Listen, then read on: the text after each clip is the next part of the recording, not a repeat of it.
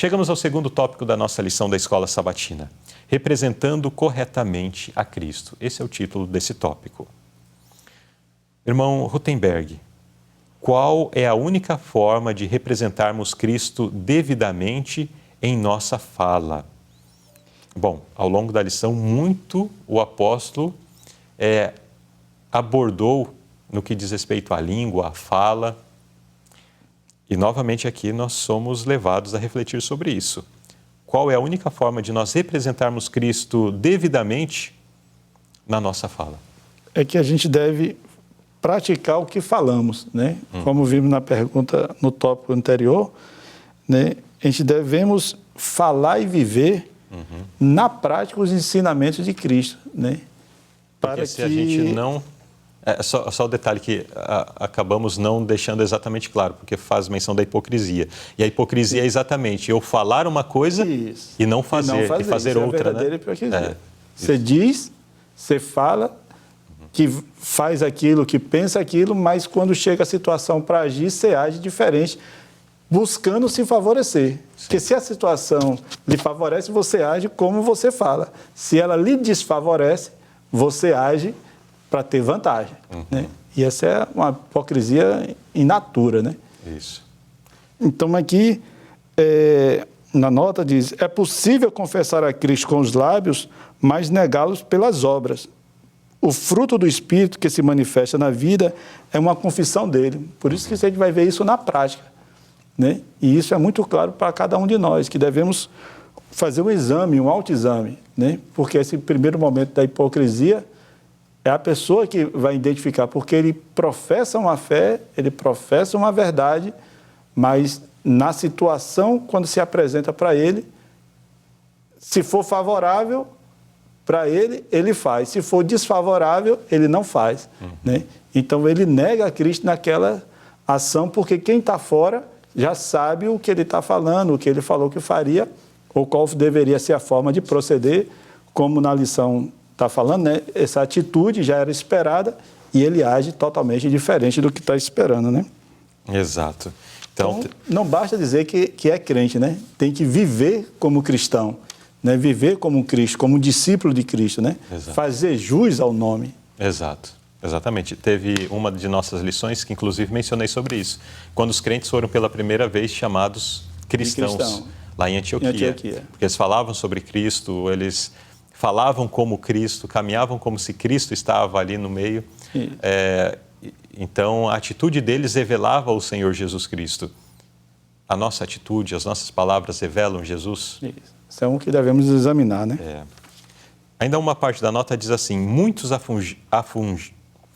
afugentam Cristo de sua família devido a um temperamento impaciente e passional. Essas pessoas têm algo a vencer nesse ponto.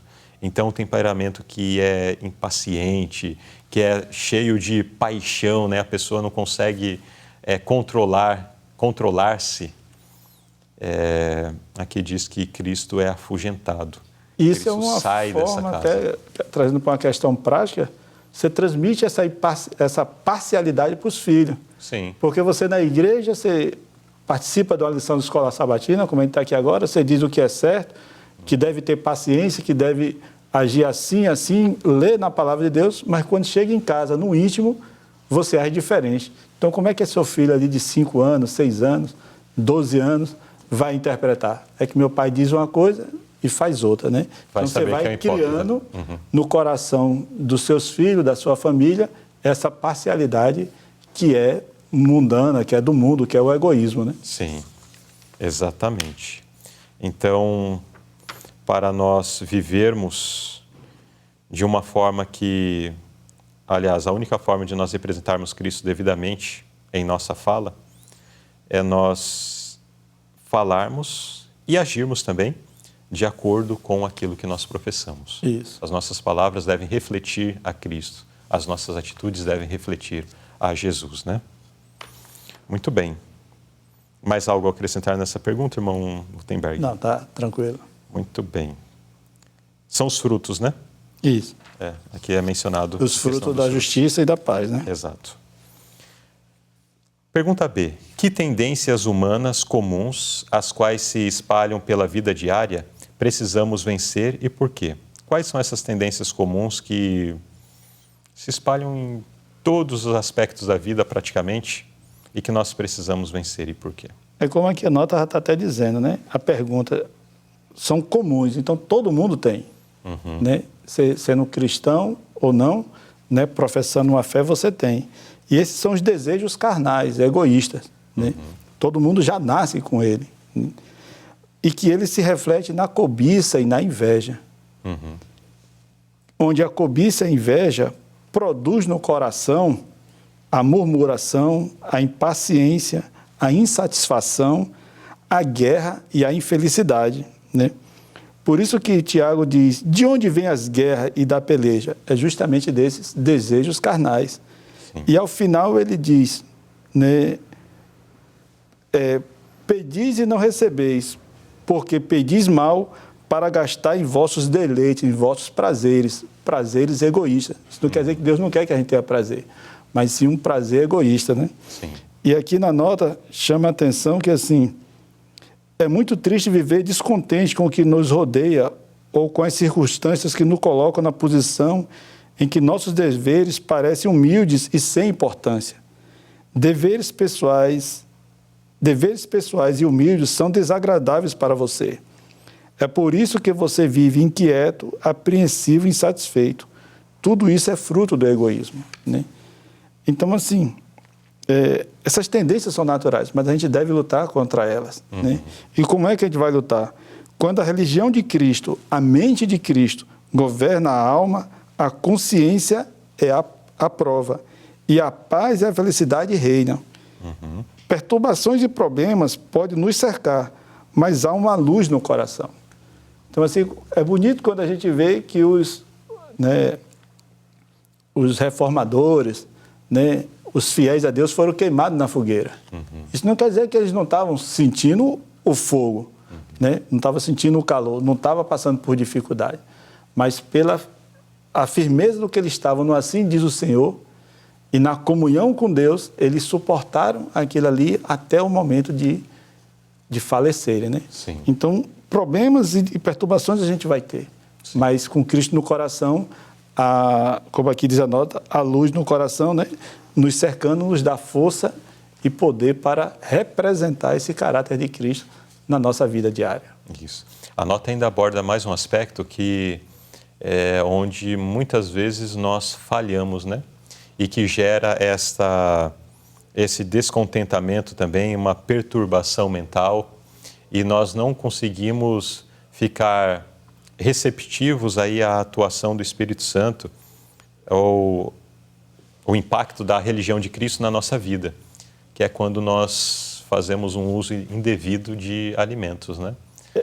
Que através de misturas, através de quantidade inadequada, através de uma série de situações, o uso de alimentos inadequados, isso tudo contamina o sangue, chega até o nosso cérebro e, estando no cérebro, a mente fica como que anuviada, né? Embotada, né? Embotada, não consegue ter bom discernimento acerca das coisas, entre o bem e o mal. E Satanás, então, tira proveito disso. E isso é, como a gente está até falando aqui na nota, comum. Isso é o que você come, é o que você pensa, é o que você lê. Várias noites mal dormidas vai gerar esse problema. Sim. Né? Então, isso é o dia a dia. Então, se a gente não for realmente lutando com essa parte da gula, da intemperança, né, como um todo, a gente vai ficar sem essa mente de Cristo. Sim. Né? Então, que devemos lutar contra isso para que possamos vencer, né, esses problemas de atitude. Muito bem. Então, está aí esse ensinamento valioso para todos nós. É algo que precisa ser transformado no nosso coração, precisa ser transformado na nossa vida, mas para que isso aconteça, Deus não vai fazer um milagre se nós não nos sujeitarmos, né? Não contribuirmos, né, com esse processo. Buscar, né? Eu quero ser paciente, mas também quero continuar sendo um glutão. Não tem Deus como. Deus não vai me permitir. Ele me dá o ensinamento, me dá o conhecimento para que, através do uso correto, moderado, de alimentos corretos, eu possa, então, ter produzido no meu organismo um bom sangue que chega até o meu cérebro de uma forma que vai irrigar, vai me trazer de uma forma devida, né, que eu estarei com a mente descansada e sensível aí à atuação do Espírito Santo. Vou conseguir ouvir o Espírito Santo. Conseguir ouvir o Espírito Santo e viver de acordo com a sua palavra, com a palavra de Deus, daí sim representando corretamente a Cristo diante do mundo, seja por nossas palavras, seja por nossas ações. Isso.